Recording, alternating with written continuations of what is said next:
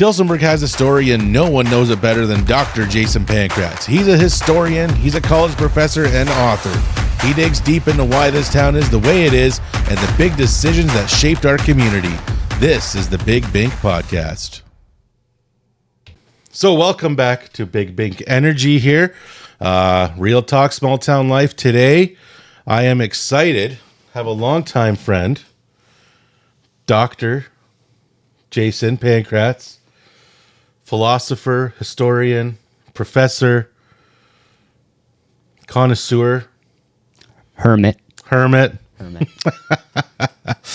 So today we're kind of talking about, we're starting out, you have written a book recently. I have. Yeah. I have. Tilsonburg at 200, 1825 to 2025. We are celebrating the 200th anniversary of the founding of the settlement that would become Tilsonburg. The founding. And so this isn't necessarily Tilsonburg. Would Tilsonburg have started then? Or was it just the settlement? Oh, just the settlement. Just the settlement. Quite literally in March of 1825, George Tilson spent the night in what would become Tilsonburg and decided this is where he wanted to build a town. And by 1836, it was kind of officially known as Tilsonburg. Right. Okay. Yeah. So just kind of traveling through, passing in, pitched a tent, and decided, I think I like it here. Pretty much. Right. He was living in Normandale, so Right. down Lake Erie way. Yep. So he worked with a bunch of guys there with the Normandale Furnace and Forge. Yeah. So they started in 1822. Yeah. And all through the next couple of years, he had been traveling around the area looking for, ore for the forge, but also wanting to, pun intended, forge out on his own here all day. And Next weekend too. yeah, I've moved in. Hermit things. And when he ended up finding kind of the three waterways down at the south end of Tilsonburg, Right. that was really where he said this is a great spot to settle, to have this property. Yeah. And of course, the brilliance of time is, nostalgically, we always say if he could come back today, what would he think of the town? He literally founded it. Yeah. We are so far beyond that understanding of that experience. Like, I've cut a tree down, but it was with a chainsaw. Yeah. I did not have to dig out the roots. I had a company who did that. 100%. I hate cutting the grass, let alone, building a cottage. You know what I mean? Like, again, It's a whole thing. going to get your own water, right? Like all these kind of things we totally take for granted. So that whole essence of, I'm upset if there's not ice. oh, goodness. Right? Well, cut your own. No way. There we go. No. And you and I have talked about that in the past because, for anybody who knows out there, if we let the camera roll, we'll be 4 or 5 hours into this. Yeah. But, looking at today's society, obviously, like we are, what are we doing right now? We've got a home camera, microphones, and a computer. And, within 24 to 48 hours, we'll be famous after this. Right. Just about as easy as that, right? I'll sell 4 more books. Right? Yeah. I hope so. Maybe right? 5. 5? Yeah. If we do really well. Yeah. It's available on Amazon. I should say that. It is available on Amazon. Yeah. It is. Yeah. Put it in your shopping cart for Christmas. Before Christmas. Before Christmas. Otherwise, you could run out. Right? But having said that, when you go back to this time, the appreciation of what it was, and that's something, I don't know if as an adult you kind of miss history class a little bit. We had history teachers like Mr. Barker James, right? Yes. You were close with him, right? Very good friends, yes. And, there was a teacher who made history very, very real to me and a lot of students, where we did Saving Private Ryan because we were doing World War II at the time, and that movie had just come out. Yes. And took us to the theater to watch it. And as an exciting of a blockbuster hit that should have been watching it, we spent a week before describing World War II, and just watching the movie through kind of his perceived vision of it was devastating to watch. Like it changed the whole feeling of that movie to watch it. And, I'm sure history teachers still do that, but we've been out of school for so long. Now I'm talking to a history teacher, so Well, I think you hit the nail on the head. And part of my goal as a history teacher, not just in the formal classroom, but just like when we talk about history or any of my friends who I'm interested in history with, it really is. It's not just about telling the stories. It's about the appreciation for what was. Right. And people who know me, whether it's my close friends or my historical society friends or my Legion friends, they know I'm just overly nostalgic about this kind of stuff. Yeah. And I've always said, if I could go back in a time machine, like what would we observe? What are the truths? What are the differences? Right. But yeah, what Robin did was he gave you what to look for, and I 100%. think part of being a history teacher isn't just to recall, but help guide people to here's what I want you to learn from this, or here's what I want you to pick up on, because these are the things that we see patterns with. Right. And part of, and I know we're talking about my book and I'm not marketing it constantly, but one of my favorite things about the book, and I've had really good reception for it, is there's a scavenger hunt part of it. Right. Where there are pictures of places in town and you have to find out where they are. Yes. And I love that kind of thing because these are the things that we pass a million times a year. And until you're kind of stopped and said, hey, look at this. Yeah. And you're like, oh, yeah, I know that, but I've never known of it. And that's much different. You can drive by something a million times, and all of a sudden, when there's a story behind it, there's I can say you attach some sort of emotion to that, right? Oh yeah, right, because that's where as a history teacher, I think part of that is connecting the emotion to. I can look up and see that so and so built and so and so. George Tilson, or sorry, yeah, George, right? So George Tilson, he's stopping here and he builds a cabin and he did it. And then, later on, years after ED, he does they do the mills, they do the, right. And you can point to that, but to understand what that took back in those days, especially I'm assuming in Normandale, there's a bit of a community. It's tiny now. Yeah. It's tiny little cottages now, but that's right. Yeah. During the George Tilson days, I read an article saying that there were up to 200 people who worked at the furnace and forge. So you drive through Normandale now, and it's you'll blink and you're through. Right. That's right. On the Lakeshore Road there, right? So it's unreal. And going back to what you said, like I really you do attach emotion to things, and I've always said to people or students, like, that's the beauty of history, is you can choose anything to get attached to. Sure. I'm not a big Eastern philosophy student. That's just not something that turns my crank. Yeah. But I have friends who are. Right. I started off, my history love was the American Civil War. Yes.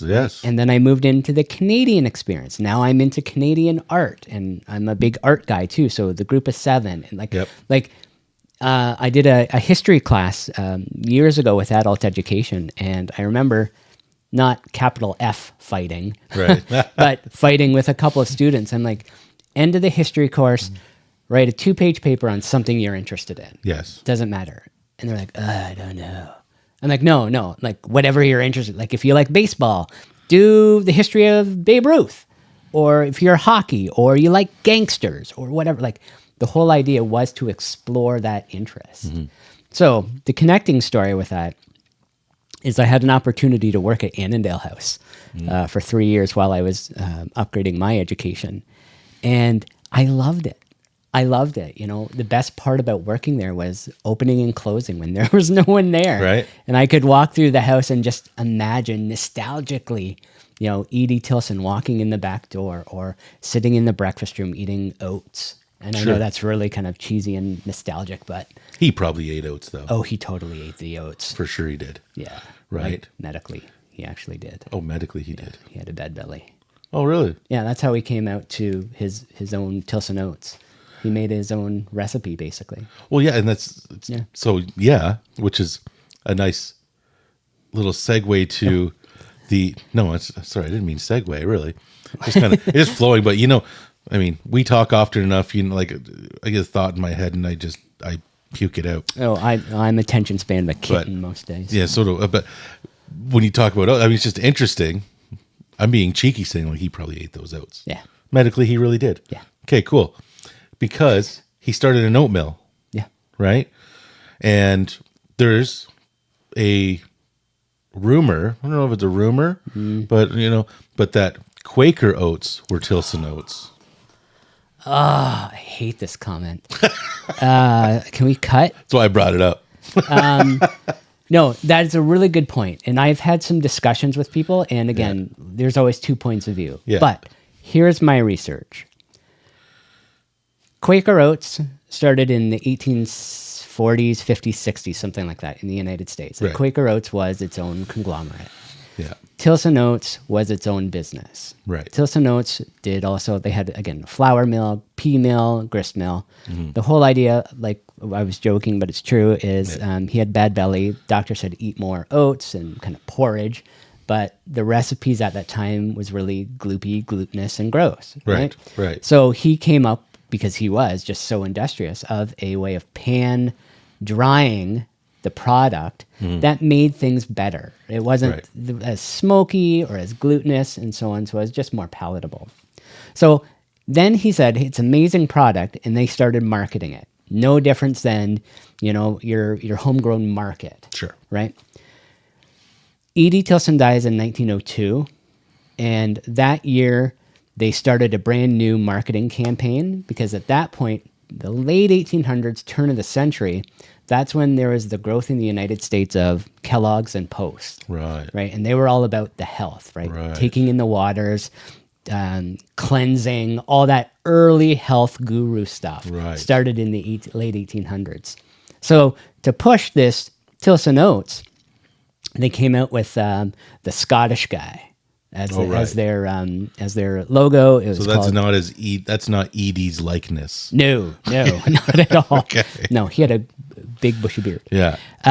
So it was a food, not a fad. And so 1902 is basically the turning period when it got a brand new boost. Yeah. They did expand. It was sold all over the world. People keep forgetting about that as Tilson Oats. Really? Because it was the Tilson product, right? Yeah. By 1915 or so, the mills had stopped running because the Tilson Empire started to be sold off. 1911, Mrs. Tilson dies. So the family then starts to break up some of these big properties. Tilson Oats is bought by Quaker Oats, right? Okay. So big business buying a small business. Right. From my research, I have never seen evidence saying that Tilson Oats became Quaker Oats. People love to say that because there's the Quaker connection. Yes. But it's literally one conglomerate buying up another business. Yeah. And in doing so, all those assets, including the recipes, went into their holding. Right. So by 1917-19, you do see, and you can see it at Annandale House and at my house, because I have one, is a Tilson Oats box. Nice. Yeah. And it's the Quaker Oats. Yeah. Sorry, it says Quaker Oats, and it has the major mills in Canada where Quaker was produced. I see. Mississauga, I think Peterborough is definitely one, maybe London, either way. But it's still it's still the Tilson Oats logo. Right. Okay. Right? So it's owned by Quaker, but it's still marketed as Tilson Oats. Right?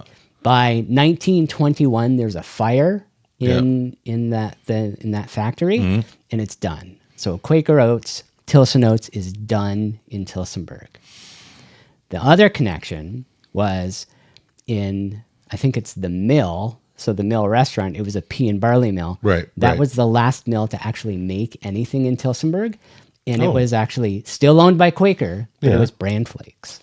It was Bran Flakes. So, and that was up to like early 70s, I think. So the mill restaurant made I could be wrong with that. Bran Flakes. I think so. Something in there? I'll have to read my book. I have to be. I mean, it'd be something interesting to throw on the menu there. I know, right? That's right. I know. As a homage. But it's incredible because I mean, imagine from that time to this time, we're kind of used to seeing these big corporate things take over. So, the landscape in a weird way was kind of the same. Absolutely. different products, different industries for sure, much different industries than we see. But so we don't know if it's necessarily the same recipe. Right. Maybe some of the same processes and that have been mixed and mingled, maybe. Things have always grown Sure. and developed, and Sure. it's inevitable that their product would become better and better as it went on. Yeah. There's a movie called Road to Wellness, Okay. and it's about the Kelloggs. So Mr. Oh, yeah. Kellogg, Yes. played by Anthony Yes. Hopkins in the movie. Yeah. Matthew Broderick's in it too. Yes. And Laura Flynn Boyle. I think 1990s. 1990s, yes. Laura Flynn Boyle. Yeah. And it's about 1990s Matthew Broderick. No. Ferris. Yeah. Yeah. Day off. Day off. And the part of the movie talks about the process of creating cornflakes. Yeah. You know, and how again they were rolled and then they were fired, and like just that evolution of the industrial process. And trying to keep up with the competition, and these Yeah. guys are doing something different. Because, I mean, you always had, what was it, Post and Kellogg's. And it's like Coke and Pepsi. Absolutely. Like you see similar, right? 7-Up, Sprite, right? Mm-hmm. I mean, there's only one Orange Crush in my opinion, but you know, so it's funny watching those things. Mm-hmm. And then, I mean, you know, go back to, 1900 Tilsonburg, and that's where it started, fighting about bran flakes and oats. And it's I think that's an important piece too when you're doing historiography and as a historian or just researching, you're going to find so many inconsistencies through time. Yeah. And again, I heard. Well, I know, but that's hearsay, right? Yeah, we've been playing that telephone game for about 125, Exactly. 200 years. Yeah. Now, but I mean, since Post. So, but, and that's been kind of the fun thing. Like there were stuff that I did not put in the book because I couldn't verify through research. Sure. It's something that I'd always heard, Sure. but could not find actual evidence. So. Yeah, and it's kind of, one of my, I want to save this for later a little bit, but it's on my mind because I want to ask you something about this book again. Before I do, I just because we're talking about the mills, in my job, in real estate, we have a lot of people moving into Tilsonburg. So sometimes when I'm taking people around town that haven't come to Tilsonburg, they're exploring Tilsonburg, I like throwing out little tidbits. And of course, my journeys with you, you've always given me these little nuggets of information about where things are and what were and all the rest. And, one of my favorite ones, and you'd know it well growing up there, was Lake Joseph. Yes. That where Vienna and Simcoe Road meet there, that big ravine there was Lake Joseph. Mm-hmm. Was that man-made? Ish. Yes. Dammed kind of thing? Like it was a damned? Like it wasn't damned. Like it was, yeah. Damned if you do. Damned if you do. He did. Broke the damn thing. So that is the Otter. So Yes. that's the Otter Creek. So we have a natural waterway that comes from the north. Yeah. So that was the natural waterway. At Concession Street, there was a dam there. Right. So Black Bridge. Right. Right. Yes. So we had a dam there. Edie, as far as I know, did that, but I'm not 100% sure. Right. By the late 1870s, he built another dam closer to Simcoe Street, which we call the Imperial Dam. Right. And that held that body of water, which was Lake Joseph. Right. So the Otter was much more robust during the George Tilson years, as well as the Edie years. It was used for logging. So that was the biggest reason for that body of water. What Edie did there is a number of things. He still had his sawmill south of Oxford. Yep. There. So where the community garden is today Yes. is where Edie Tilson's sawmill was. Okay. So in the dam, there was an area where the logs would shoot down through and underneath the road to the sawmill. Right. Wow. And George Tilson had the same thing. George Tilson, above anything, and this goes back to our earlier conversation, people always think, oh, the furnace and forge, George Tilson. Well, yeah, he did build a furnace and forge, but not to the great scale that Normandale would become. Right. And his whole idea is clearing land. So I know I made a joke about cutting down trees and pulling up stumps, but that was his business. Right. That's how he made money. Yeah. He sold that. He shipped down those logs down to Burwell on the Otter. Yeah. Like it's wild to think about. So the Otter served as a highway for logs. Absolutely. For building. I mean, still today everything's a lot of wood. Yeah. But I mean, everything was cabins though. We weren't building a lot of brick ones, right? Right.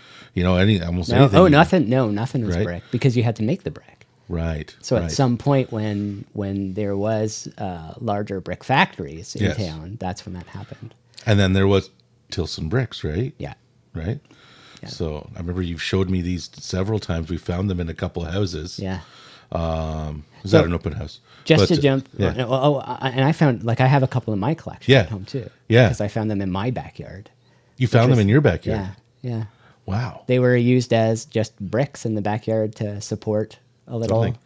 platform. 'Cause where you are is pretty far north from where the original settlement would have been too. Absolutely. So somebody would have moved them there, or did they buy them, or is it, I want to think that somebody got bricks from somewhere, whether it was tearing something down and then, or, you know, like, hey, Brian, Yeah. I know you've got a bunch of bricks in your backyard. Can I have 6 of them for Sure. this thing? I got to shore something up. And not even realizing that they were Tilson bricks. Yeah.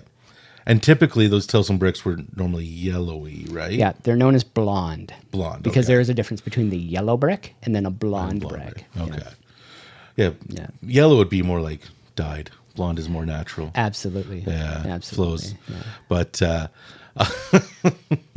just I'm going to jump back to your Lake Joseph. oh yes. So Sorry. Lake Joseph was there. The dams made it a larger body of water.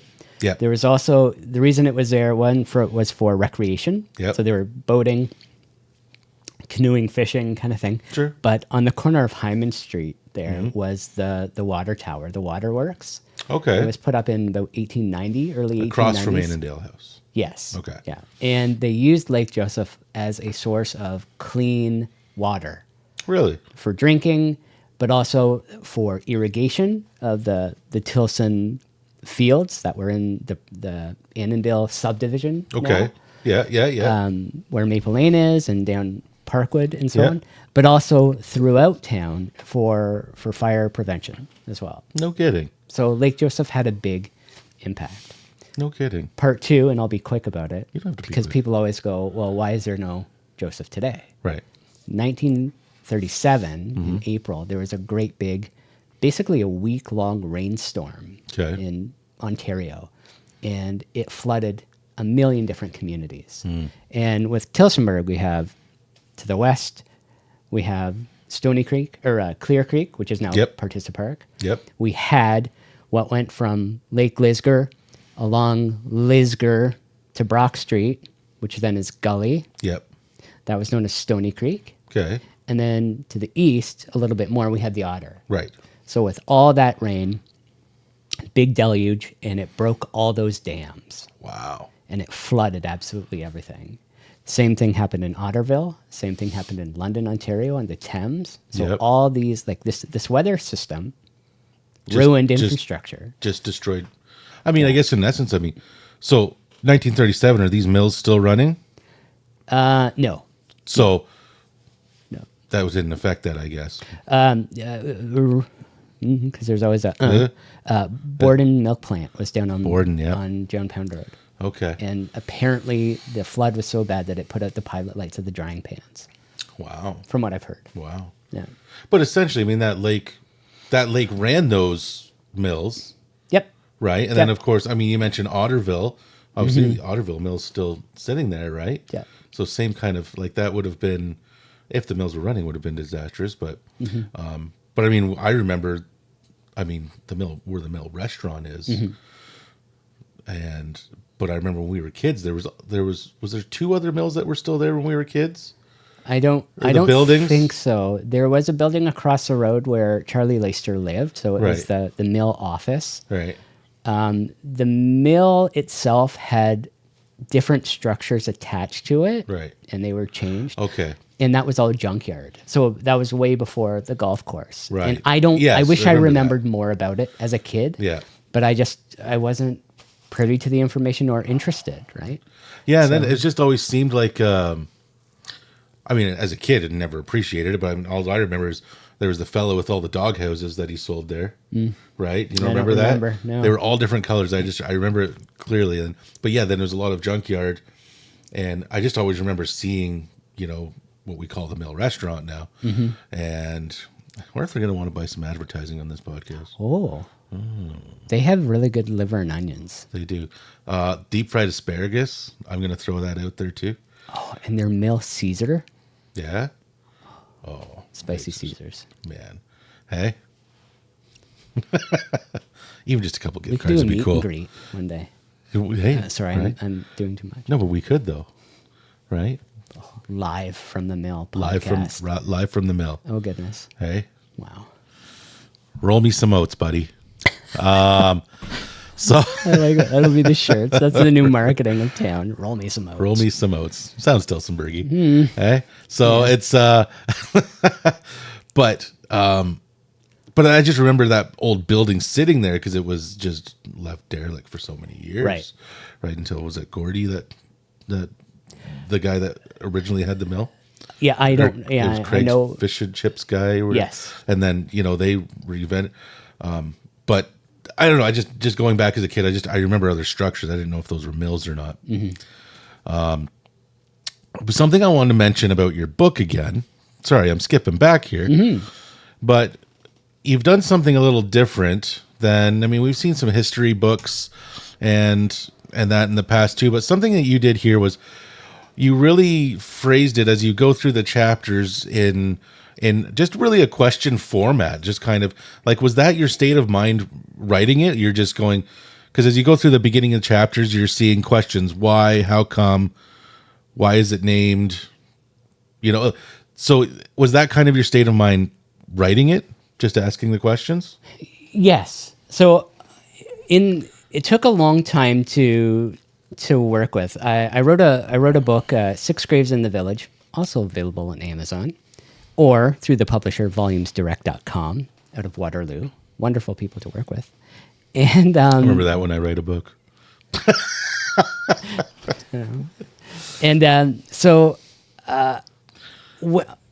As soon as I was done that first book, I got thinking like I've got the interest, I've got the energy. I've always wanted to write a Tilsonburg book. Right. As a Tilsonburg historian, I just loved that. Yeah. And I tried to write a chapter book, and it just wasn't jiving.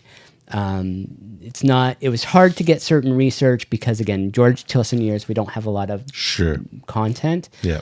And finding the primary sources that, again, Dr. Cooper used in the 70s were really difficult. Anyway. Yep.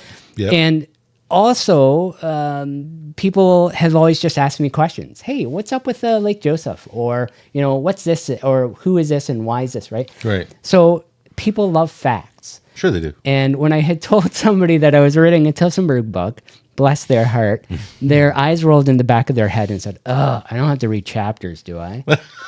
And that really touched a nerve with me because I'm like, you're right. Yeah. Yeah. Like as a researcher, I skim constantly. To sit down and read a whole chapter to look for one date is maddening. Yep. And I thought, it's quite novel to do 200 years, 200 questions. And I sent an email out to people saying, what are some of your questions? I had the cliched list of questions that I had always received, or the questions that I have. And I've also said, too, it's the rabbit hole. You start reading about, just like our Lake Joseph conversation. Yeah.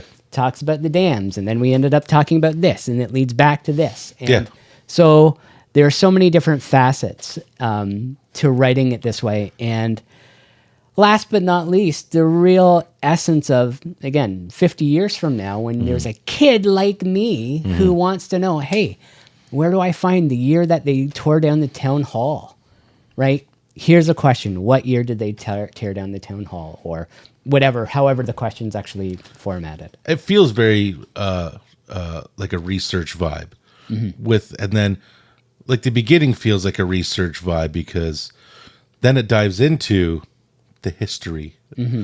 So it's kind of, you're seeing it from both sides. And I agree. Like, my English teachers will attest to this. I was not a great reader. I shouldn't say was. I'm not a great reader, but I enjoy research, and some of the books that I've read that I enjoy are fact books. Yes. I'll read a whole article on something or a whole chapter on something that I'm just like, yes, right? Novels, like there's a movie to this, right? Agreed. So I don't know what it is. It takes me forever to read something in that context if it's not something I'm interested in. Yeah. Facts I'm interested in. Yeah. Because, and you're right, people love facts, especially when you're, say it's Tilsonburg, it's your hometown. There's a little bit of pride about knowing where you came from and how come it is, like for you, example, I mean, we've known each other since we were like we were. I'll be this one. Yeah, we're about the same. I don't know. Okay. But GP was shorter. Oh, I'd show you. That guy follows you around everywhere. Yeah, he does. You know that picture? I love that guy. You know that picture? Yeah, it's on my fridge. I know. He saw another video that I did. I saw that. And he called me. He goes, "You still have that picture up?" I'm like, "I do have that picture up." Right? Okay. We got to get one of Jared in here too. Yeah, we do. Yeah, we do. I wish I had a printer here right now. The Pankratzes are taking over the big podcast. I love it. We usurp a lot of stuff together. Right? Just it brings it all together. But I like what you're saying. One of the it's kind of the sorry, I'm interrupting you. I just quickly, I was going to say one of the early criticisms I got with the book, which was not a criticism, but just an opinion someone had was, you don't tell stories in the book. And I'm like, you're right. Yeah. Because what use is doing a history book about Tilsonburg and me being the center of it? Oh, did you know that when I went here, blah, blah, blah, blah, blah. So it's not about you. Exactly. Right. The point is the history. It's about the people. It's about the architecture, the artifacts. Yeah. Because inevitably, anybody who I've seen and talked to my book about, they go, "Hey, when you talked about, Ralph Street, I went to Ralph Street and I remember doing that." Or, that's where the importance is. It's the fact that it's going to bring up the memories for the reader. Mm-hmm. I am not imposing my memories or my storytelling. Mm-hmm. I'm telling you the history about it. Mm-hmm. And I specifically formatted it in part 1 is just the questions. Yeah. Part 2 is the answers. Number 1, there's that trivia kind of stuff. Oh, yeah, right. Do I know what this is? Flip to the back number. Oh, that's what it was. Right. But it's also not just a bland question and answer where you're going to read the book in an hour and a half. Like there's a little bit of work involved and it's interest-based. Yeah. So, yeah. I mean, I guess some people like stories where it's, that's why people read novels. Yeah. Because, you immerse yourself in this fantasy and it's fun to do. Mm-hmm. Right. So it's like, well, I want to hear Jason's experience of this, and I could get that. Right. But not the purpose of the book. Yeah. Because I think for you, you've got the facts, you've got the research, and you know this stuff very well. And like I say, just over the years, and you've started to do this often now, is doing historical talks. Yes. Tilsonburg talks. Yes. I mean, not always specifically Tilsonburg, but you do a lot of history talks, right? Mm-hmm. So that's where that stuff really comes alive, is like, I know all these facts, I have all these things, and maybe you've read them, and now you can see it come out personally how I tell the stories. Mm-hmm. I remember specifically when, we were all still living at home, and I'm pretty sure Sparky and Brenda were gone for the weekend, and the other JP decided we're going to have a barbecue and some Coca-Colas, right? And we're out on the back deck, and you'd come home, and I think you were actually home from university at the time. Yeah. So you came home and we're all feeling fine. And you were really into the Civil War. And I think you were doing World War I stuff at the time too, maybe. Mm-hmm. Am I right about that? Likely. Because I remember, maybe I had a couple Coca-Colas. But all of a sudden, the backyard became your stage. And we're just all sitting on the deck just watching you talk about this stuff. And we were just going, because of course, it was like Greg and like guys that like history too. Yeah. We're just sitting going like, well, because you're very passionate about it. Thanks. And when you tell stories about it, like it's like, whoa. Mm-hmm. I mean, we were just being punks barbecue, and all of a sudden we're watching this history show, and it was the best part of the night. You know what I mean? So it's just you've always been very well at that. So it's kind of bringing it to life in that sense. Read the book, come watch me talk. Yeah. And let's bring this to life. So, and part of that, like, getting into the Tilsonburg stuff again, what is it that kind of caught your interest about it? Because you started researching Tilsonburg years ago, I know. Mm-hmm. And it's always been an interest to that. But like, what was it because it's the hometown? Was there something specific about Tilsonburg that said, it's my hometown, but that's really neat? I think yes. As I said earlier, you get to a stage in life where things start to gel and you become interested. Yeah. And, I have enough nostalgic guilt of going, oh, I should have been interested here. Right. Like the years that I was in university, that's when they had the big auctions for Charlie Laister. Okay. Right? So the guy who owned the mill and all that property and all the salvage stuff went. And I thought, shoot, if I was interested then, I could have gotten real artifacts or peeled through or even got to know that guy in the 90s. Sure. Like all that kind of stuff. Yeah.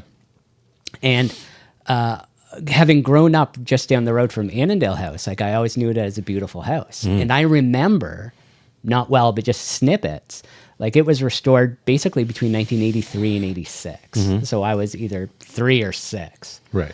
And Dad had done some renovation work in it. So one day he took us through. And I don't remember pieces. The only thing I remember is the basement.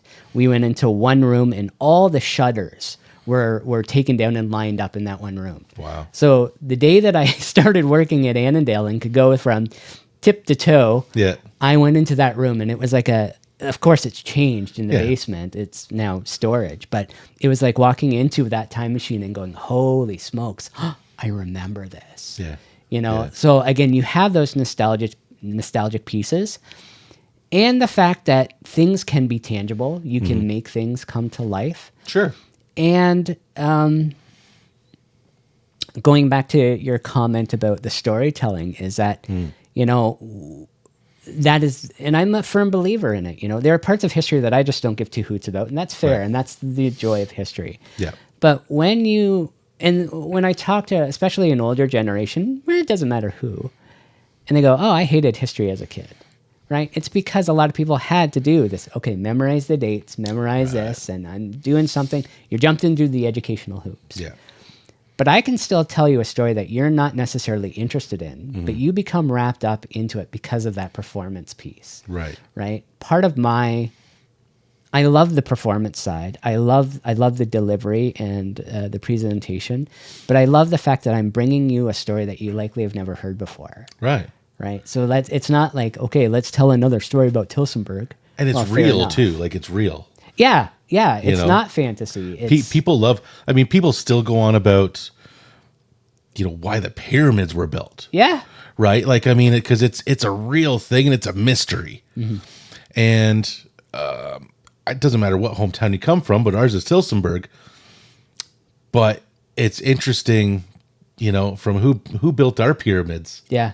Oh. Right. And why? Like, why was it this location? Yeah. And how come this?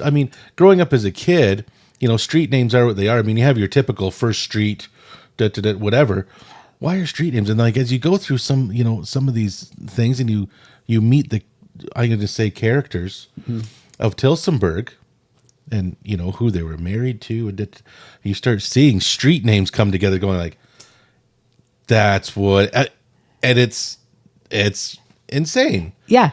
And that's it. It's that investigative piece. And when you can find something out, like, again, I like what you said about, I can't think of what you just said. Attention span of a kitten again. There's got to be a cat button on here. So. Yeah. It just goes under the couch. It's the sound of a vacuum. That's what it is. Out. That's how we're going to end the podcast. See if I can download a vacuum sound here quick.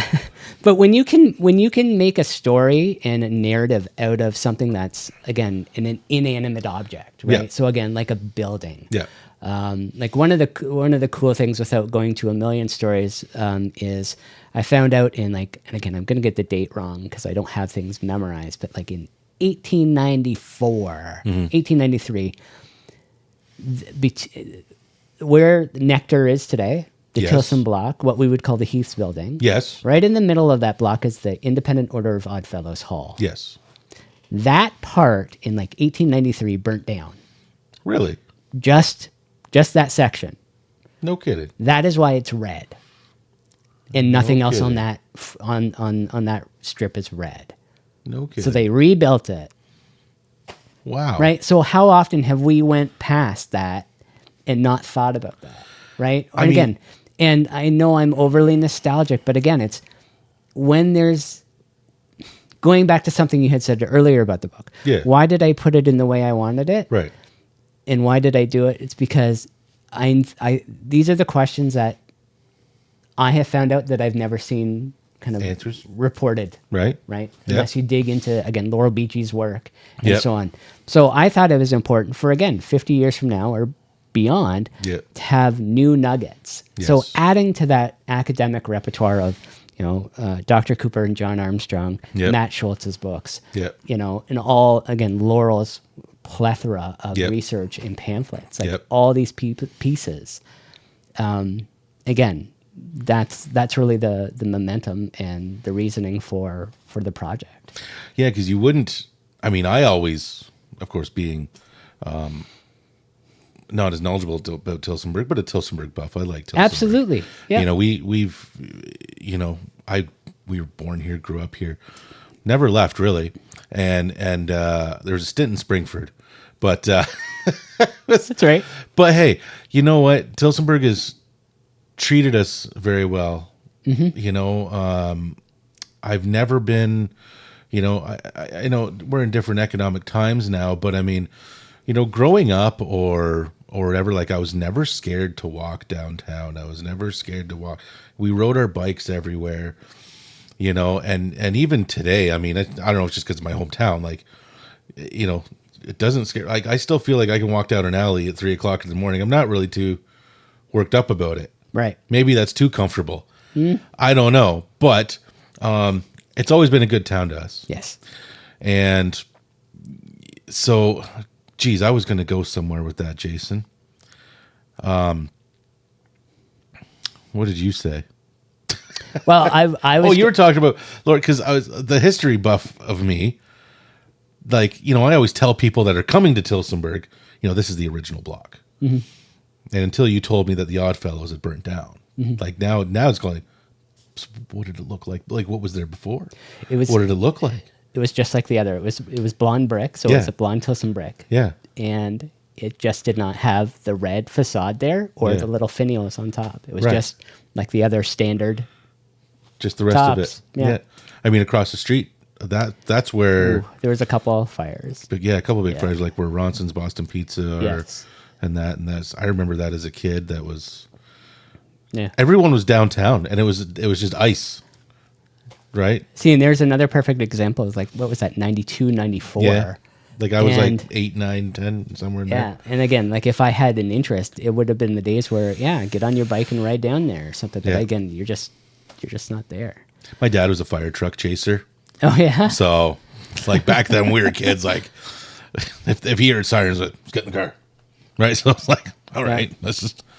That's but so it's you're mentioning other historians in town, and I like it so much because I like history in general. I'm not as well versed in it, but I like watching old war movies and Saving Private Ryan is one, but like I like the movie Fury with Brad Pitt. I don't know if it's just because it's Brad Pitt, Right. He's pretty cool.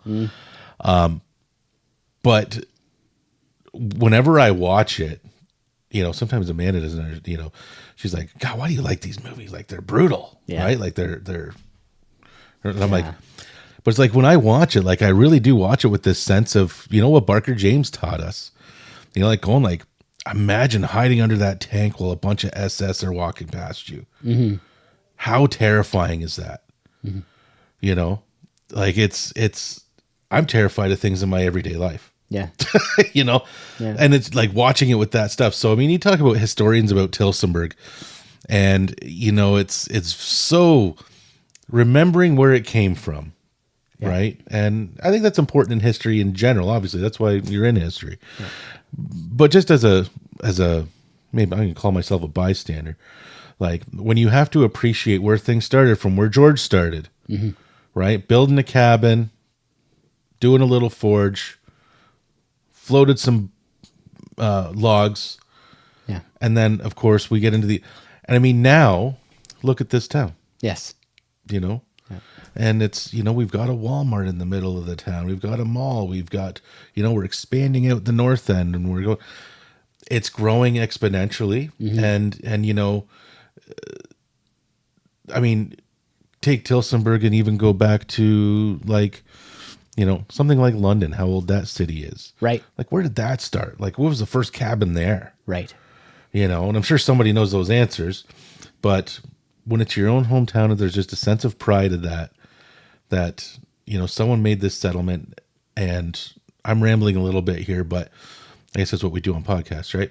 So the out-of-town clients that I get, we have a large retirement community too. Like, people do come here to retire often. And a lot of the people that I've had here, you know, there's lots of similar sized towns around us and villages. And quite often I do hear people have stopped and chose Tilsonburg because it just seems like a nice, inviting, clean town. And you go downtown to Broadway, and this is going to lead in one of my favorite stories too. Ooh. But you go downtown to Broadway, and it's a big, wide open street. It's a big, wide open downtown. You go to a lot of other downtowns, you know, say within a 60-kilometer radius, and they've put up big buildings. They're narrow roads. It feels very dark driving down there. Tilsonburg seems very bright, and I always, once in a while, if I'm sure that I'm not going to run into the car in front of me, I like looking down South Broadway over John Pound Road and looking out to the horizon. You see all the trees out there. Yes. It's an incredible view. Yes. That I've never appreciated probably till recent years. Yeah. Once in a while I catch myself looking, and you just see this, like, what an incredible horizon to look at south of town. And, you know, that leads me to, like, I like telling people this story. It's like, let me tell you why our downtown is so big. Right? Oxen or bison? Oxen. Cart. So a horse could have been pulling it. Well, ish. A big horse. Yeah. Yeah, just one big Just horse. one big horse. Welcome to Tilsonburg. There's something you didn't know. We had one big Trojan horse. Yeah, it's just we had one big horse, and that's why we had Big Broadway. That's right.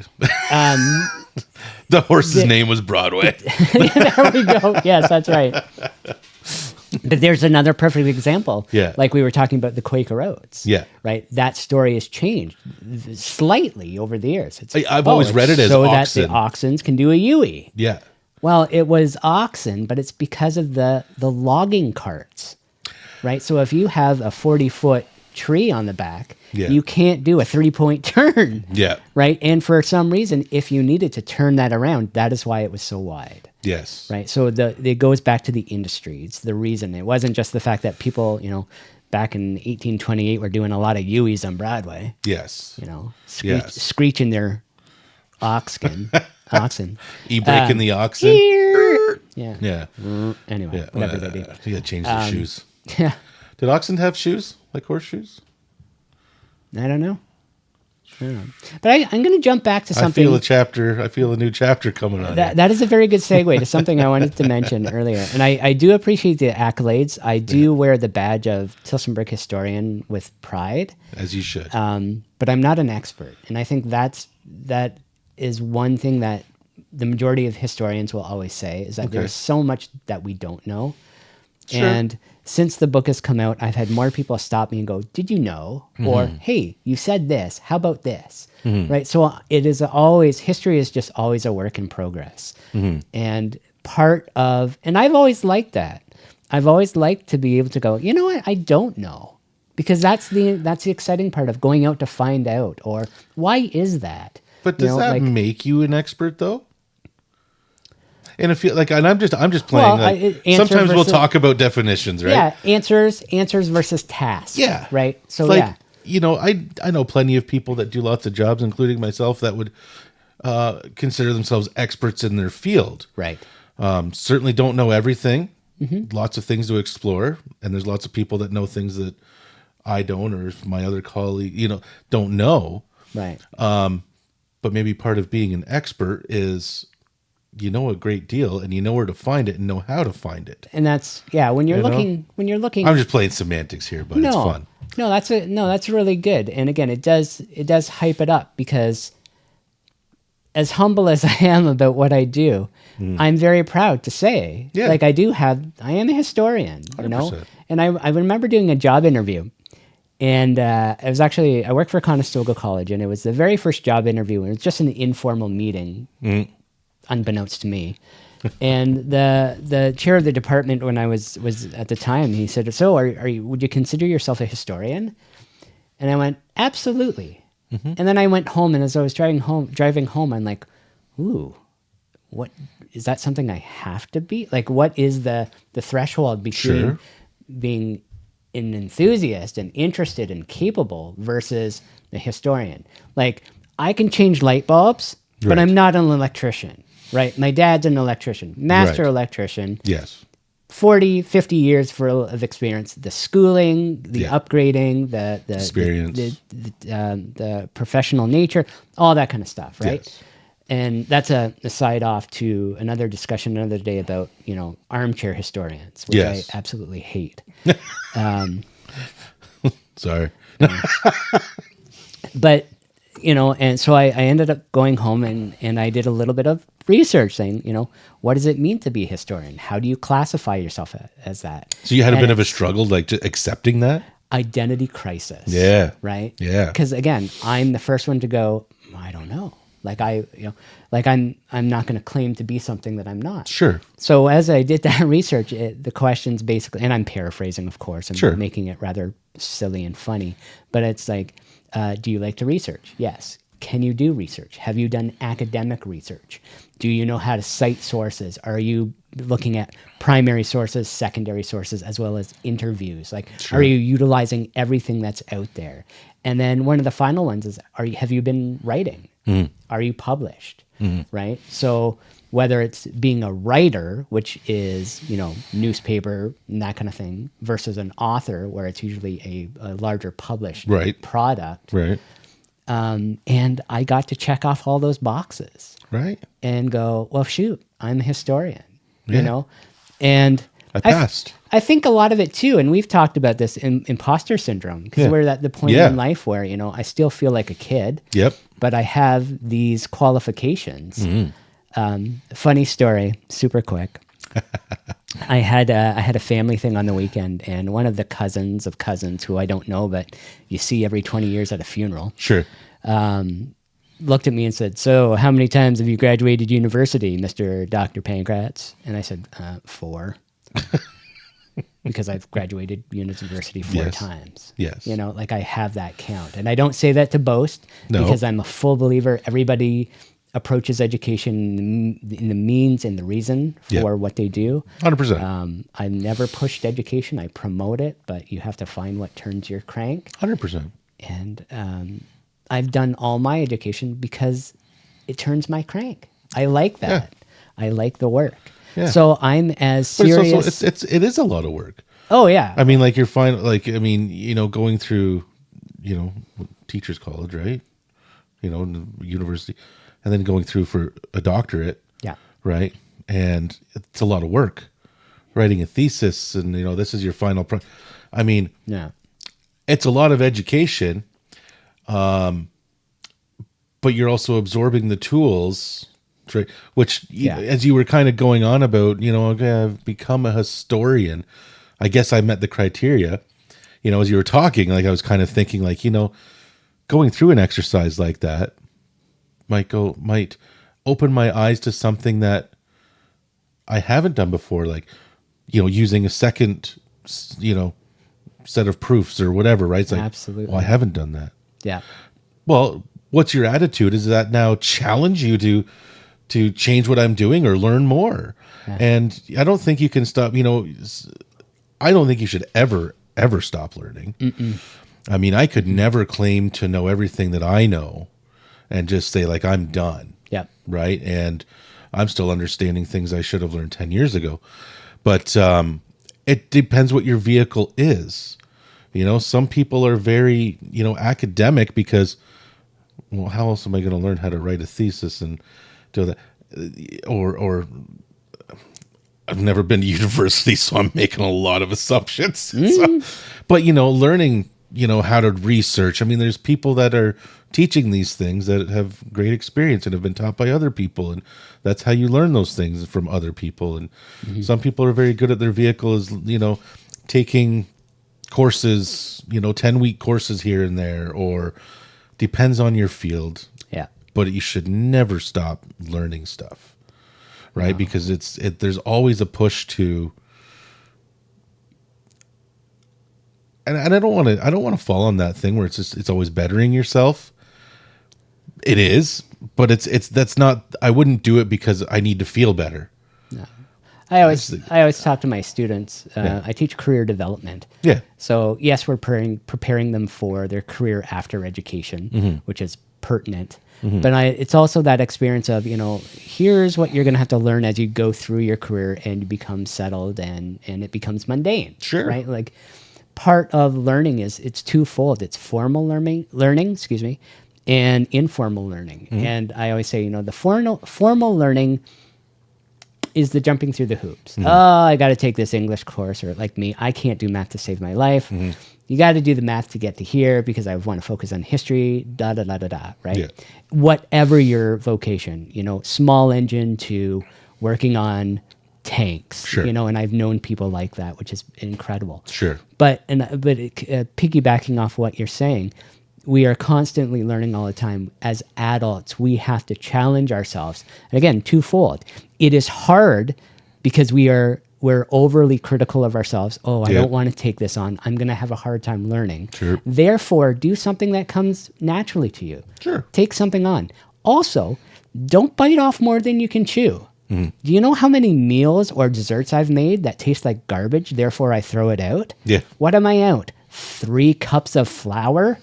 The worst part is that I'm out chocolate chips because they go in everything. Yeah, that's right, yeah. They're expensive. Yeah. But I'd probably dig those back out if it was me, but that's okay. I made some chocolate biscotti once, Ooh. And you might have just as well eaten like cigarette butts. Like it was, I burnt it so bad, and because it's brown, you didn't know it was. Anyway, yeah, it like evaporated in your mouth hole. Gross. But it does. It goes back to that idea that learning is continual, and if we don't challenge ourselves as we get older, we do become stagnant. Sure. And it is looking at what you want to learn, and if it's something that doesn't work out, man. Right? Yeah. And it doesn't have to be like, I'm going to learn how to play the piano because I've never. Like, if you want to take that on, that's fine. I'm working on a project at home right now because I'm a history weirdo. Yeah. And I had to Google how to do it last night. Yeah. And I'm like, well, that's not going to work because of these possibilities or these technical pieces. So I'm like, how am I going to tackle that? Yeah. It's not something that's life or death. No. The thing can stay in my garage for 3 years, without being completed. But it's something that is turning my crank right now. Right. And it's nice to be challenged by something that is not end of the earth. If it excites you, yes. And I totally agree, and I'm on board with you. You comment ages ago about reading. I'm not much of a reader. I'm a researcher. I'm a skimmer. To sit and read a novel is painful to me. Right. The same respect, when you do education, right? And yes, perfect example was my doctorate, where I was working on the last major chapter. I had a meeting with my advisor. He had actually come down to Tilsonburg. We actually met at Annandale House. Nice. Because I was working one evening. Yeah. And he looked at me, he goes, I'm not going to sugarcoat it. You have to rewrite this whole chapter. Oh. And I might as well have just, again, push that vacuum cat button, right? Oh, well, those words came into mind too. Yeah. But there you go. I've been working for a month and a half on this, and you just Yeah. said it's garbage. Yeah. And that it's not structured correctly, and that there wasn't a cohesive, but that is the nature of the beast. Yes. And yeah, your feelings are hurt. There's going to be sleepless nights. You're frustrated. You have read it 40 times and you can't see the mistakes. You're running in circles. But you go back to saying, this is what I do, right? I'm not useless. I'm competent at this. And you are here to learn. And my last statement, Yes. which is another podcast about the issues with the education system. Right. But one of the biggest things is that we have put value on grades. And if you don't get 30 out of 30, you're, going to lose your mind and mental health and all that kind of stuff. But the essence of not getting 30 out of 30 is to show the process of learning. Yes. If you get perfect on anything, you are not showing learning. No, clearly you've already done this and you're a pro at it. And you know what I mean? Maybe you're really good at learning and maybe you're really good at paying attention. Yeah. I mean, that wasn't me. I mean, most of my schooling was high school, right? I took a pretty long 3 months to get my real estate license. That was really dry. It was the hardest part of doing real estate. But that's Trying it. to stay awake. Right? Yeah. But and I think that's an important piece too. Got to jump through those hoops. Yeah. I'm sorry that you have to do it, and it's not your bag to do essays or reading No. or the math or whatever, but it leads to the vocation. Therefore, you are going to be successful, right? Right. How many students and family members do I know who hated the process of the learning, but as soon as you get in the field and you can start taking that engine apart, that is where you excel. I don't want you to tell me, and I don't want to have to write an essay how the carburetor works. Yeah. I can just fix it for you. Yeah. Right? But by the nature of the beast, you must do one section to get to the next. Yes. Yeah. And I mean, To some extent, there's always variables. and you talk about your second removed cousin busting your chops about graduating university. Yeah. In my field, I would promise you there is nobody who has taken more coaching programs than I have. I've done them all. I've learned them all. I liked a couple of them. There's a couple that really stuck with me, and I did an earlier podcast I did was one of my coaches from Toronto.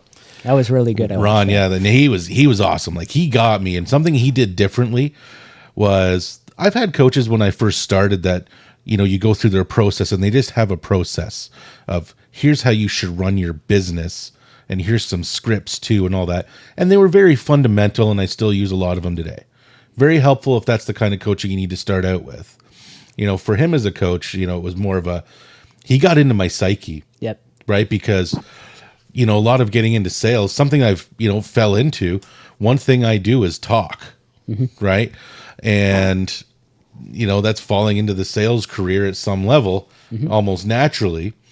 But with that became a lot of emotional learning, how to handle things. And, sales is a roller coaster, right? And it's up and it's down and it's sideways and it's all over. And, it's exciting and fun, depressing and sad sometimes, much like a lot of jobs.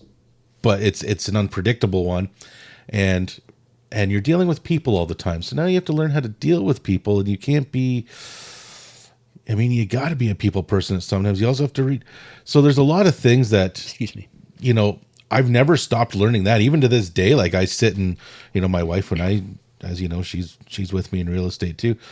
The nights that we've killed, even recently, just thinking about what are people really looking for? Or like, and being very honest with yourself. Like, there's times where I've definitely screwed up, and being able to own that and seeing, like, how do I make sure that doesn't happen? Or, because it's a changing landscape constantly too. So there's a lot of I guess the point is, there's not a coaching program I haven't done. Yeah. As many times as you graduated university, I've done some sort of coaching program, because the thirst of, I don't know if this goes back to that imposter syndrome a little bit, where it's going like, I don't know if I'm confident of what I am yet. Yeah. even though it's been 15 years. Yeah. I don't feel like I know everything yet. And it's just, you just keep mowing it down. And my education hat, and I was going to say this a bit earlier too, what we were talking about, kind of this the persona of the historian is equal to my persona as an educator, right, and as an educational professional, right? I've taught so much, again, by virtue of my career and my life. That's just who I'm defined by, right? I always say to my career students, we define ourselves by our career, but we are in turn defined by our career because that's what we're made up of. Sure. Right? We are never going to apply to the job, or in particular a career, that we could never do or never survive or love, right? Like, we all want transition in our life. We all did part-time work to get as a sustenance to what we need to get to something else. Yeah. Anyway, the point was, I love talking to students over my 25 plus year career teaching formally and informally. And I love listening. Oh, I hate this professor. Oh, I hated this teacher. And I always go, good. I'm glad you didn't like them. One, that's preparing you for management when you get older. Or again, as you had said, that emotional intelligence that you need as an adult in society. Sure. Number two, going back to the education, why didn't you like that person? Oh, they were really hard. We had to underline. Well, good. I'm glad they challenged you in a way that I do not challenge you. Because you're praising me. Oh, Dr. Pankratz, I love having you. You're so funny and you're so great and you're kind. Good. That's my personality, and I fit this box. Right? For the people who need me to fit that box. That's right. For people who need that box. That's right. And I know there's another box where people are like, oh, Jason just makes jokes all day. Right? Or he's always telling stories. Let's get back on track. That could be for everybody. Whereas, again, those hard teachers typically have more structure. But I want you to dislike that. I want you to feel challenged by that teacher because, again, it's something that I'm not giving you. And that's where you have that balance, that kind of yin and yang, that black and white, that balance. And that is the key, in my opinion, for again, school and that life lessons. But sometimes you need that challenge, right? I mean, I think there's a lot of people, I'm not going to just pick on students, but it's in that sense, like, you're that person for them that gives them confidence and keeps them, it's like, this is a good experience for me.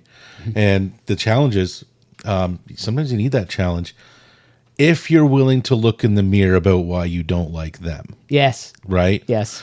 I remember an English teacher I had when Annandale was 7, 8, 9. I had this English teacher twice in a row. And again, I sucked at English. She was not my biggest fan. Right? And, I was just... and of course, I would act out a little bit because I sucked at it. Right? It's like, no, I'm interest isn't there.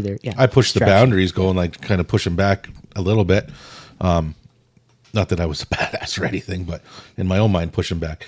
But, I got into high school and I was taking advanced English because I wanted to take university classes. Right? And I scraped by until I didn't. And I didn't make it. So I skipped back to a general English to pass that English, right? And who's the teacher that's new at Glendale is this teacher who's not my fan. But I'm failing. I'm failing English hard, and I need to graduate. I need to get out of here. And I knew most of this material from the other class, but it was a different... And I decided I'm going to participate. I'm going to raise my hand. I'm going to do it. And I don't know if I'm paraphrasing for her. I don't know if this is true, but in my mind, I become one of her favorite students. I was participating. I was doing it because that challenge was there to be like, do it or don't do it. You can only stay here till you're 21, being hard on you, but it's because you don't know the material. And maybe, at that time, and we didn't kind of get into, I don't think I'm dyslexic, but I'm just kind of going like, was there something like that? Right. We didn't explore those things a lot back then. But I honestly just think it's my attention span. But fair enough. And it is an interest. When it came to math, loved math classes. Yeah. Right? Like I got it. I loved math. Computer classes, we started doing that. Mr. Palmer, Dave, right? Like he was one, and like those are my best grades, and I loved doing it. Like you know, one year we had to build a program or a game or something, right? And Delphi, I think, was the program, right?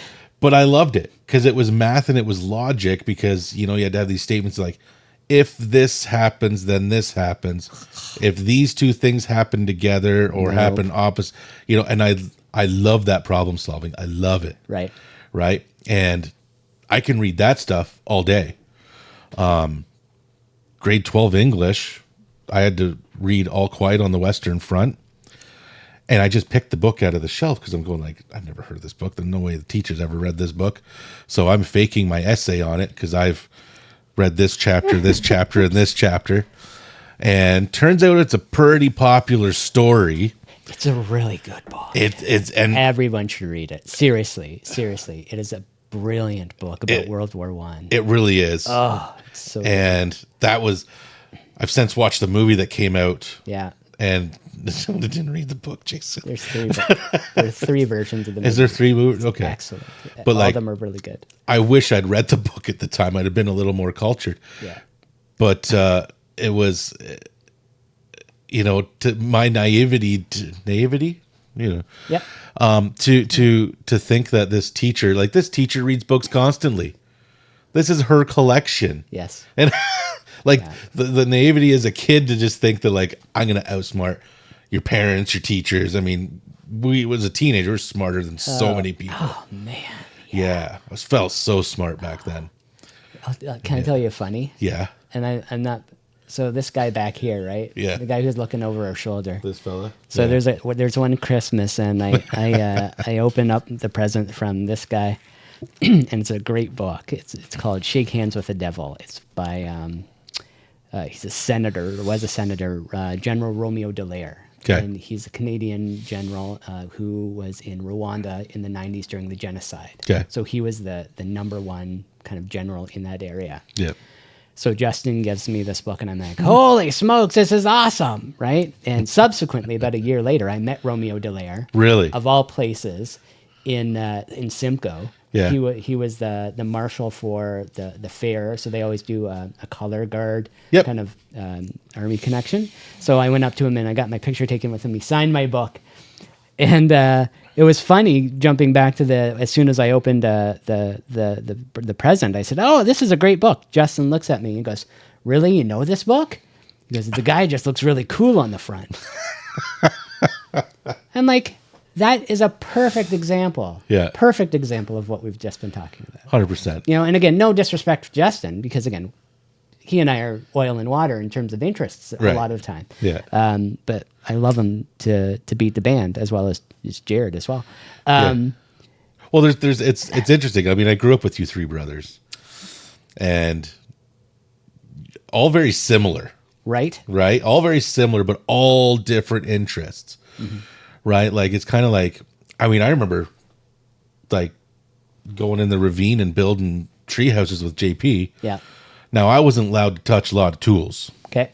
To this day, I'm still not really, you know, let me cut that, right? So, but I'm hanging out in the ravine anyways, right?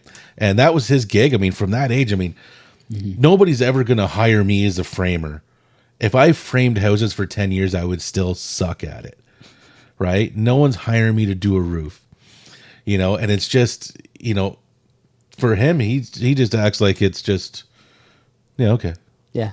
You know, yeah, that's what he does. I mean, now he's building big factories and doing all that sort of stuff. Absolutely. And I use Justin in my my lessons. Yeah. When we just talk about just the difference of personalities and abilities. Yeah. You know, Justin and I are literally oil and water in terms of our careers. He is math and construction and problem solving in that respect. Yeah. And, you know, the hands-on and the get her done. Like, again, we share a lot of transferable skills, but the technical skills are so different in the same respect.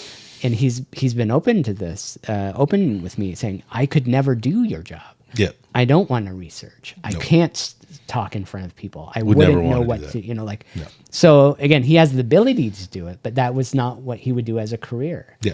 And I think as our podcast goes, absolutely everywhere. Yes. That is the beauty of growing up, is to look at my brothers and see what they've done and how we've all grown as individuals. Yeah. And not just our vocations, but also, again, our just individualities and our personalities. And, Justin is with a family and has a little boy who I absolutely love. Yeah, he he's a saw cutie. me on the weekend at this do, and he just went, Jason, Jason, Jason.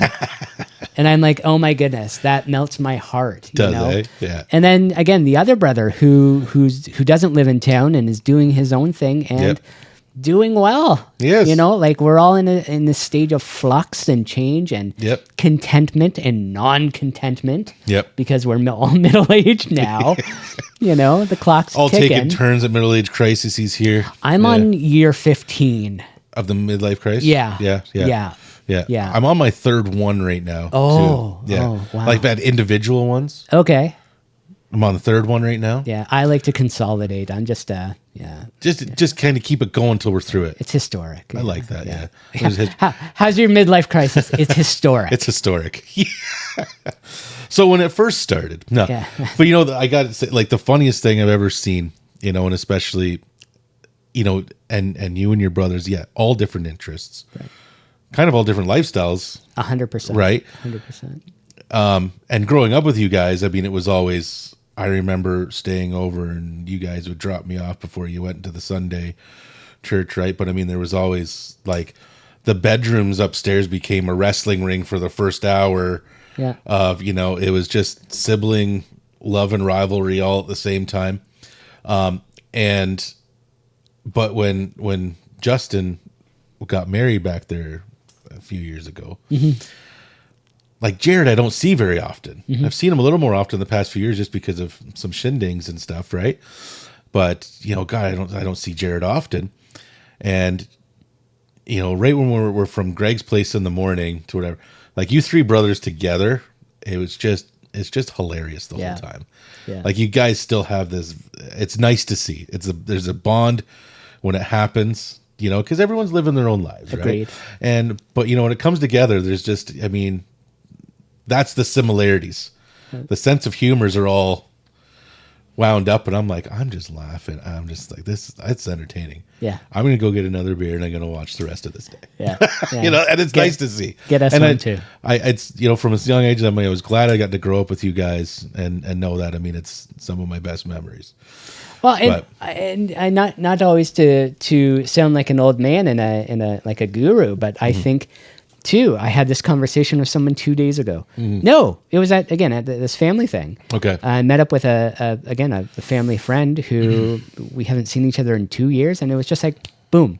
Yep. So the older we get, the more I value something like this, where like you and I can go, and even the brothers, we may not see each other for a month at a time. Sure. And as soon as we get together, it's no bones, right? Or, I haven't seen you in years, and then we connected about 6 months ago, and now, we have this regular, but it wasn't like, oh, God, I gotta start to feel comfortable around Bink again. Right? Like it is what it is. Yeah. Whereas when you are young, when you're trying to figure out that family, that social network, part of it's peer pressure. Part of it is that high school, university years of, okay, I'm friends with so-and-so, but are we really friends? Are we associates? Sure. Are they using me? Am I using Acquaintances, them? That kind of thing, And, relationships of convenience sometimes. And establishing ththose types of boundaries too. Yep. Just because we work together doesn't mean that I want to go over and get to know your family or whatever. No, right? no. I'll come to Thanksgiving just because your mom's a good cook, but Yeah, I'm busy that day anyway. yeah. I'm going to miss you. But to grow up and to genuinely appreciate the relationships which have gotten smaller, but more bountiful. Yeah. Like the people in my life are so important to me. Why? Because there's not a million. Yep. And I love people for who they are and the fact that they like who I am. And I know that sounds really cheesy, but the older we get, the more unique we become. Sure you do. And we need to be accepted for those, can't think of the word. Anyway, those things. I can never say it. It's like the word compartmentalize. Something like that. Carpetmentalize. Intrinsities. You're going where I want to go. Intricacies. Little the viewers know I have no university education. They'll believe me. Yeah, but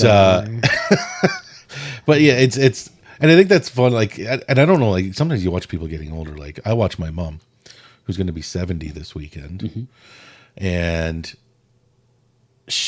like the older she gets now, mind you, she's always been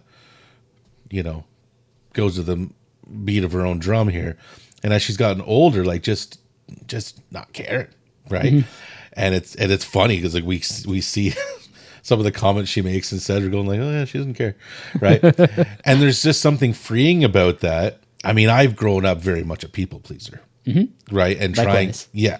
So yeah, we've talked about that in the past, right? Where it's like everything I do is trying to control a situation to make sure someone's not mad. And then, the older I get, it's like sometimes if they're mad, that's on them, and I'm gonna start being okay with it. And I'm going to start not putting all the pressure just on me.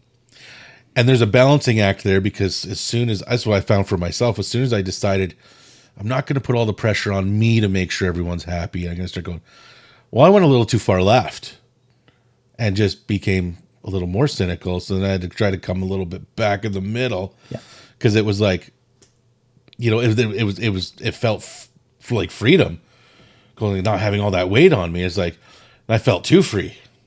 And it's like, you still got to be responsible, right? Don't be an idiot, right? But it's funny. I think age kind of naturally does that to us, and life experiences. If you're willing to take it, and like as an old man, I'm gonna be awful, just awful, right? But probably, hopefully, in a funny way. There we go. It's like, let's see if we can get Grandpa to say this. Right? Grandpa's already said this. Grandpa said it. He said it when he seen you coming up the driveway. So, it was about you. Yeah. But I don't know if I feel right. I mean, the story with the photo. Oh, absolutely. It's brilliant. Would it be inappropriate to put it on the internet? Let's leave people wondering about it. I think that's wise too. Yeah. Someone you gotta ask leave a about little it. mystery. I love it. It's such a fantastic story, though. I love Justin. But it was and just Jared. They're so great. Oh, they're hilarious. And I mean, me and JP, like, same thing, kind of. We don't have the same interest. He does his hunting things, and he does his. But I'm not allowed to. He'll let me look at a rifle that he just bought. He will not put a bullet in it. All right. Like, Bink, you cannot touch this. Like, I know. Yeah. But it looks nice. Good for you. So.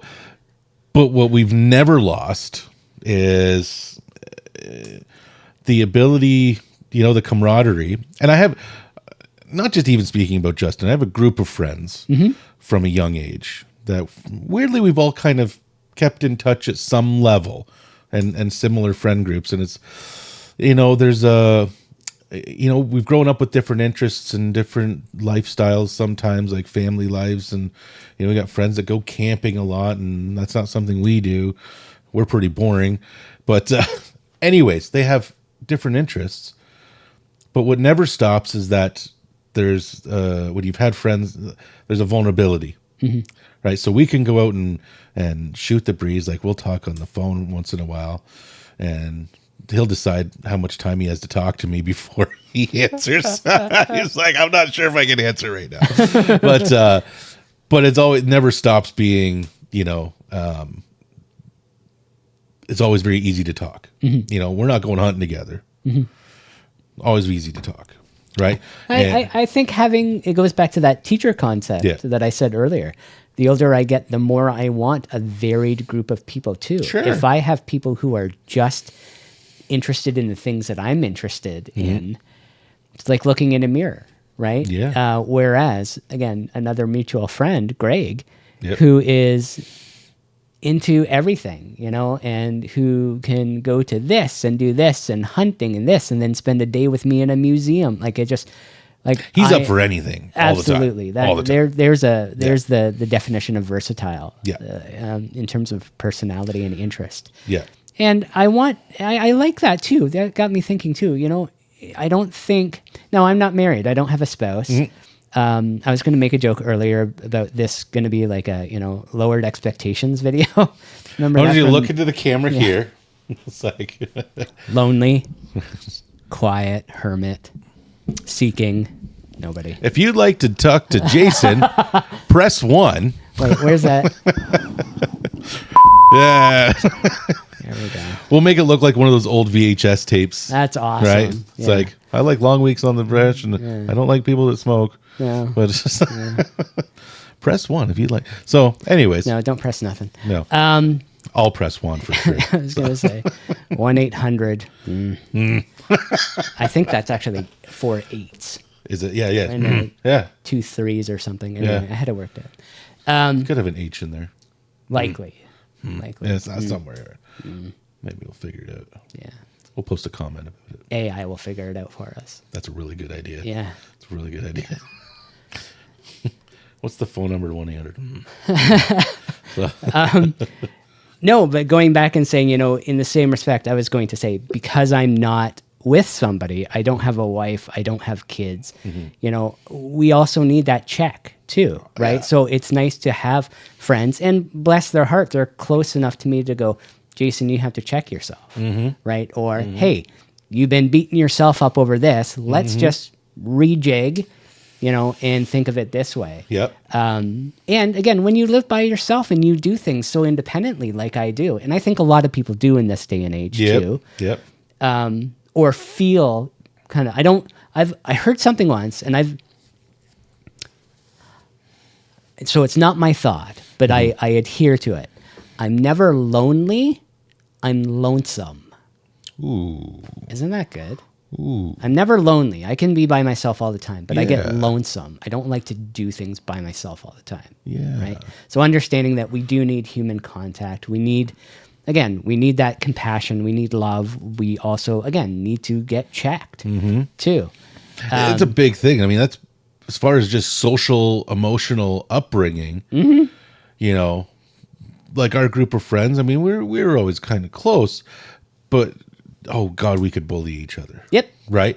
Yep. And you check yourself a lot, and your friends, I had friends willing to check me a lot too. Whether you're getting out of line or whether you're, sometimes there's a lot of grammar too. My grammar was terrible. Yeah. Everybody needs an editor. Yeah. So, but and you check each other over the years, but it's the interesting thing with, if you have family or friends, the ones that stick by, so ones that are willing to check you, and it's also kind of a soft place to land. Yep. Whether it's like, hey, you were a jerk. I'm going to tell you that. Yes.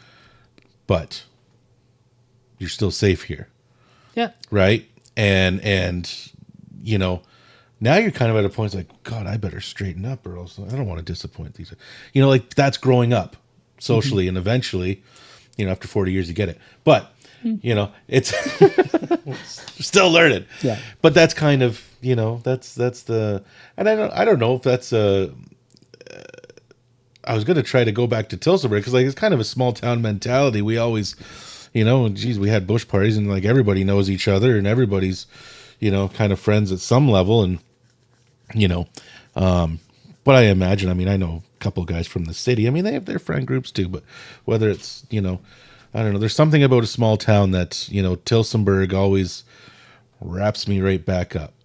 And yeah, absolutely. And I think people from all small towns have that rural-ish feeling. Yep. And I'm going to piggyback and continue on by saying, the older we get, we do have more roots. And I think we forgive a lot of the younger attitudes. Sure. Because when I started teaching in town, I heard the same things that my generation said. Yep. Oh, there's nothing to do here on the weekend. There's nowhere to go. Everything's closed. No kidding. Well, that's what it is. I'm high five, we're the same. Yeah. I'm 10 years older than you, but we're the same, right? 100%. So we have that commonality. But 25 years later, whether you've moved away or moved back, and I've seen both with my friends and, again, former students as well, And because you fall into that romantic idealism of, growing up in Tilsonburg wasn't so bad. Right. Or again, it is small, it is clean, and I love it. And I'm such an old man when I say this. I'm having conversations with people my age who are going, they're building another subdivision? Meh. Right? Or look at that. They tore down the old school and did that. Or, things are going to change. Things are going to expand. So, not to get too nostalgic and weird, theoretical, but imagine E.D. Tilson sitting in his Annandale house in 1885. Sure. So, he's moved in. Having porridge. Yeah. And the town limit is Concession Street. You know what I mean? Mm-hmm. A shorter walk to school. Whew, I could deal with that. But it's amazing to think about. It will grow. It will change. Yeah. Industry and industrialism is just part of it. Now it's more technological. Yeah. And there's something exciting about coming back and kind of eating a little bit of crow with your tail between your legs going, I kind of do like Tilsonburg. I like our small town. Hey, I heard that Jason wrote a book. That's kind of cool. Yeah. Right? And letting that guard down and telling your kids, or, it's dedicated to Logan, Justin's boy. Yes. Right? My book. Yes. Because I'm excited to be the historian uncle when he's old enough to get it and be like, let's walk through Annandale House. Oh, somebody lived here? Yeah. What he's going to say? My uncle wrote that book. That's it. Like, I mean, come amazing. on. That's and amazing. who's going to carry on? Who's going to carry on that historian vibe? This book's dedicated to him. Mm-hmm. I feel like, I don't know the future. Crystal ball's in the shop right now. Yeah. But the fact that it's dedicated to him, he's always going to know that. He's going to read. He's going to take a little interest in it. Yeah. And he's going to keep that spark alive. Yeah. And one day at show and tell, he might take this and go, this was, and he might have a teacher who goes, that says, oh my gosh, that's a neat book. That teacher might be from out of town. Yeah. Never been here before. All of a sudden, here's your fingertips. Let me tell you a little bit about the town that you're teaching in. Who knows? The variables are so vast, we don't know. But It's just a nice thought. Whoa, that's a sweet thought. That's heavy. That is true. That is truly the sweetest thought. Yeah. Of putting out a project like this. Yeah. There's a fine line between being proud of a project and then milking it for all it's worth and really gobbling up kind of the notoriety, which I'm very pleased. And I'm excited. As I said earlier, in the future, there's going to be a kid like me who is reading this and gathering information for their own interest. Probably not nearly as handsome, but there'll be a kid like you. Wow. I hope they're taller. They're taller. Well, a little bit. No, actually, no. I hope they're shorter. Let me throw up a little bit. That's right. That wasn't the right word. I feel like I think I just. That was. I know where you're going. Yeah. I think the sentiment lands. I have a little bit of pride in myself. I hope think they're tiny. Yeah, I'm just kidding. You know what? I'm still bigger than you, but tall can be a real pain in the butt too. But you get, you touched on something that's a really fun mentality. That when you say the town limit was Concession Street, and how many decades went by where they're going to expand that to, what's that, Denton Street? Why is it called Denton? North Street now? Right. That's supposed to be the North Town limit. That keeps going.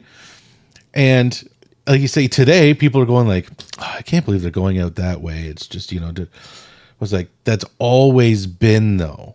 The conversations you're having today are the same ones about when they, who I don't know if people follow George here. It's like, why are we going to this place? Why we got to build a camp here? And everything is cyclical too. That's the other thing with history too. For every growth, there's a decline. And it's interesting when we go back into the 1800s. And here's I'm going to throw in another neat thing here too. Yeah. Because people always ask, in today's industry and wealth, why are people not creating their own towns? Right? Everybody lives in something. That's an incredible question. Poof. Huh? Right? everybody is living in something that has been established for more than 100 years. 100%. Right? So what I was originally saying is you go back into the 1800s, 1880s, up until typically the 1930s, 50s at the very latest. A lot of the small hamlets that we know now were booming centers, like Port Rowan. Okay. Port Rowan had hotels. It had a train that went through. It was a major port. Well, I guess it's a water source, right? Yeah, it was on the lake. Burford. Port Stanley was a huge center. Entertainment, it had the Stort Club. Simcoe, Ontario, has always been big. Langton was a huge center, right? Like all these things, but by virtue of just the change, and then of course we have the monster. So remember when it was just Toronto? Yes. Then it was the GTA? Yes. Right? So again, we have that type of growth, and it's really interesting to look at some of those factors. I wonder, opposite of historian, but future, when you mentioned something like Langton being a major center, because right away, even when we were younger, still like they had 2 legit banks there. There's apartment buildings there, which normally, in today's day and age, most people have to travel for work. Apartments do better in a city than they do in a hamlet now. Like I wouldn't build an apartment there today because most people if they live in an apartment, they want to be close to work, right? That's hopefully the idea that I don't have to drive far or have a car even if I don't need to. But they've got apartments. They got a liquor store, a legit liquor store, not one in a convenience store. Yes, do you know what I mean? Like it's so weird. And the Hideaway, or what used to be the Hideaway, and all those things have kind of. I mean, Verhoeven's had a funeral. They still have their funeral home there. That's right. Like it was. You're right. It was a real community, and the banks are gone, and everything starts scaling back. And everyone's just kind of conglomerating around a little bigger town solar systems, so to speak, right? You're kind of getting into that nucleus. So you see these little hamlets kind of quieting down. Some are actually picking up again, but with the level of them quieting down, they're kind of half established. Why aren't people bringing them back? Like, what is that economically or timing wise? Or do you think they will? Do you think they'll get swallowed up? Or do you think there's going to be people that say, let's start our own little community again and be a bedroom community to whatever the closest town or city is? That's a great question. I think it's a fun question. That's a fun question. Yeah. Not to pat myself on the back, but you brought it up anyway. Yeah, brought it up. It's a stupid thing to say. Now I'll think about that for the next 400 years. Always bringing stuff up. I think it's a catch-22. I think we are seeing a resurgence in small town living. But that being said, there's also this crappy economic risk-taking that we live in. So again, something like, to have a coffee shop, right, in Langton. Well, great idea, but you also have to have the demographics to make it work, right? The other thing, and again, I'm not an expert, but one of the interesting things about Tilsonburg is in 1872, we became an incorporated municipality. Okay. A lot of places are not, right? What does that mean? That means that by an act of government, we are an official municipality that makes its own decisions, but is connected by a governing thing. Gotcha. Right? So a lot of places, so things like Langton and, all those bits, kind of smaller towns, they're part of the county. Right. Right? So they are But they're not, like Langton is not incorporated. Exactly. To make its own decisions. Exactly. Right. Okay. Okay. So again, they're kind of beholden on the county. And again, I'm not an expert on this kind of the politics of it. Right. But that's what made Tilsonburg unique in 1872. In that time, yeah. Yeah. Is that we wanted the ability to, not rely on the government per se. Yep. To make all the changes when you can do that with a town. And it's a bold move for a town too, because obviously towns do that. Woodstock, Ingersoll, and would be incorporated Yep. towns, right? Yes. And all that. But it's but I mean, out of all the little, Tilsonburg, Durham Forge, right? Yep. Which was that was a different settlement, right? No. This was Durham How Forge. did we miss that? I don't know. Oh, shoot. Well, you talked about. Can we start Forge. over? Oh, dang. Hold on a we got to second, go let me- back 2.5 hours. Yeah. Shit. We'll be right back. We'll edit it in post. It's okay. That's actually really funny. Yeah. Like, talk about a good gag. That was good. That's worth it. Somebody out Right. there laughing. There is. Just It's just you hit and the I like button. rewatching Just this. at least if you and I like this, Yeah. it will make it worth it. 1-800. So, the only reason I ask about Durham Yeah. Forge Yes. is maybe I'm making this up, but if I go out Yeah. Durham Center. Durham Center, Right. So we are Durham Forge. Okay. So that is what George Tilson, that's what our settlement was called before it was known as Tilsonburg. right? The reason is he had a forge. Okay, It was one of the first forges in Durham Township. so this was part of Durham Township. It still is. It still is. Yeah. So we are still part of that Durham Township Okay.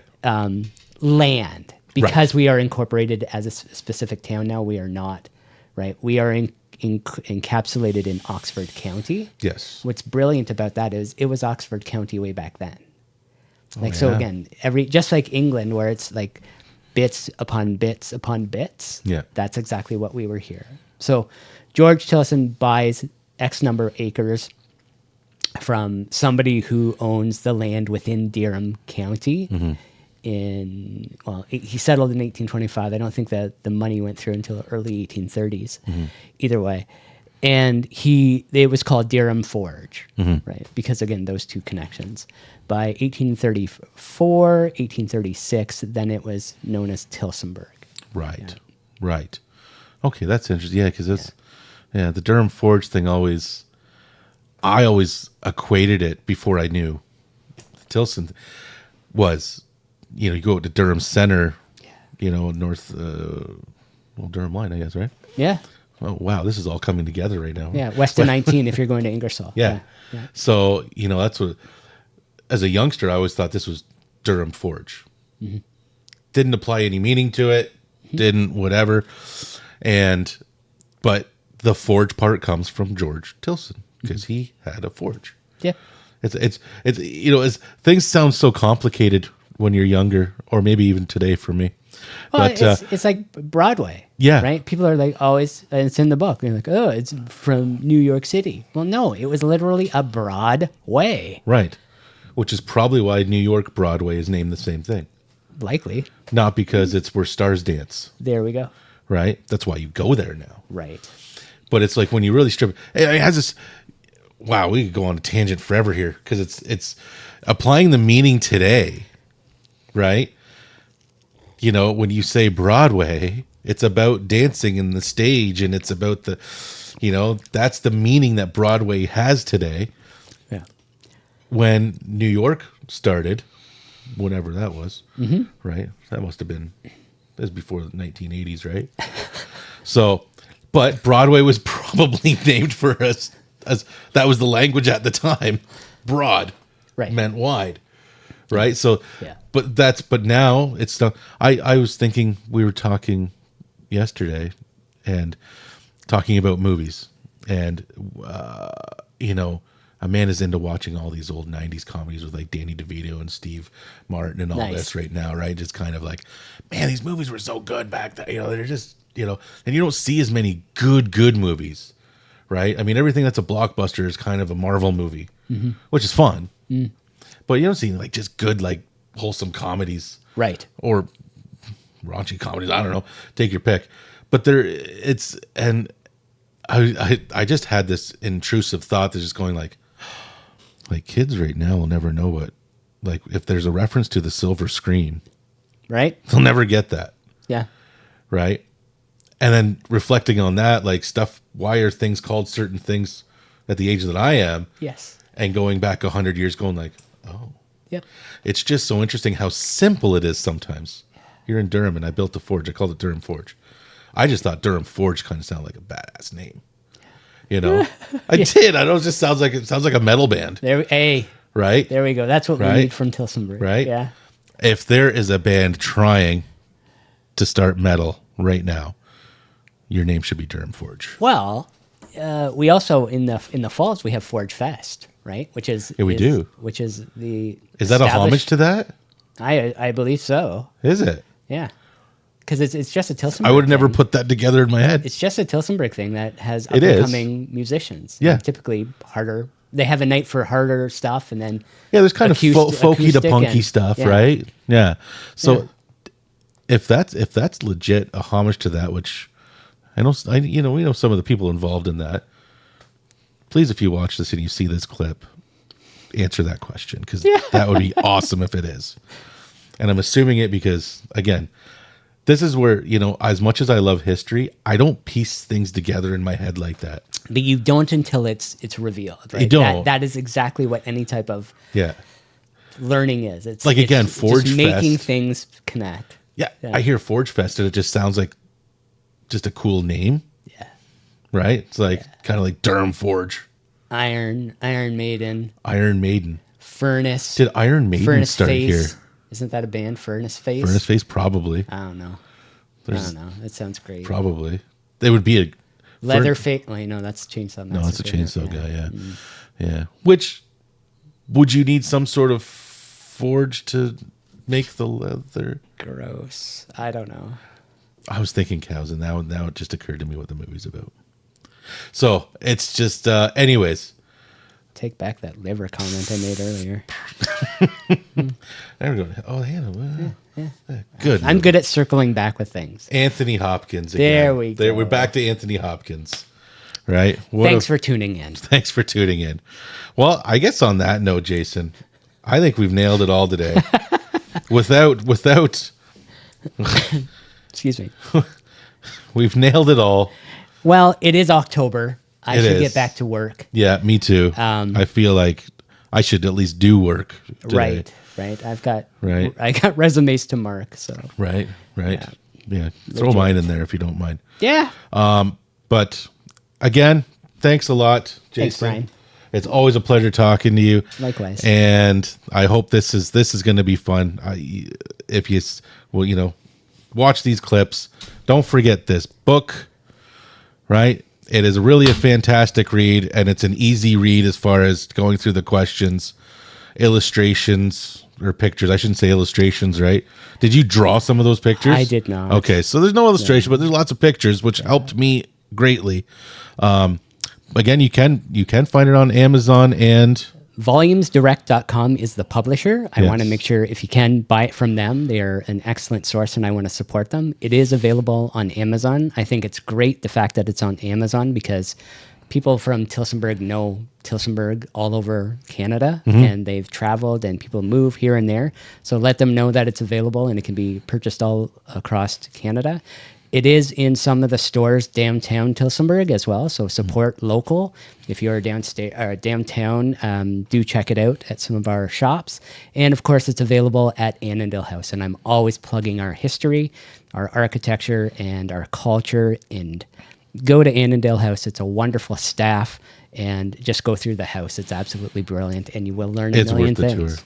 Absolutely. And if you ever want a personal tour, let me know too. Right? If you me want know. the full historical tour, Yeah, book a time. absolutely. Right? How much per hour? We'll discuss it. Okay. All right. We'll have coupons on the link below. All right. I'm going to play some outro. Right? Thanks, everybody. All right. Thanks. Thanks, Merry Brian. Christmas. Thank you. Okay.